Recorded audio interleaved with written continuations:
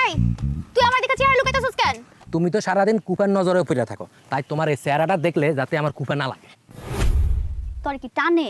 টানে মানে? এই তুমি কি কইতেছো? আমার আবার কি টানবো? হ্যাঁ, মাই তোরে মাইরে টানতাছ আমি বুঝতে পারছি। তোরে পিড়ে আর সোজা করে ফলাইতে যদি আরেকটা উল্টাপাল্টা কথা কস। এ রূপা, তুমি কিন্তু ঠিক করে কথা কইবা। তুমি সামান্য একটা কুফার লাগা তুমি আমার লগে তর্ক করতেছো, মানে আমারও অপমান করতেছো তুমি।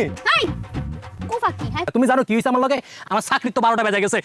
তোর চাকরি হয়নি, তোর নিজের দোষে। তোর নাকি একটা মাত্র প্রশ্ন, এটাও ফাঁস হয়ে গেছে। তুই এইটাই মুখস্থ করতে পারছিস, তোর মতো মূর্খের যে চাকরি হয়নি এটাই ভালো কথা। বাহ, বেশি বাড়াবাড়ি করো না কিন্তু, আমি কিন্তু কইয়া দিতাছি। তুমি যদি বেশি বাড়াবাড়ি করো আমি কিন্তু পুরো এলাকায় তোমার বদনাম ছড়াইয়া দেবো। তুমি যে কুফার লগে থাকতে থাকতে বড় একটা কুফা হইয়া যাইতেছো, এটা আমার খুব ভালো করে জানা আছে। ছড়া যা ছড়া, তুই গ্রামে বদনাম ছড়া। ছড়া মুতো। ছড়া আমি না, তোর মতো একটা ফাউল রে হাত দিয়ে মেরে মজা পাইতাছি না। তুই যাকে খাড়া থাক নড়বি না, একটা লাঠি খুঁজে বাইর করে তোর লাঠি আজকে পিরামু। তুই আমার গায়ে হাত তুলছস। আরে খাড়া তোর এলো লাঠি।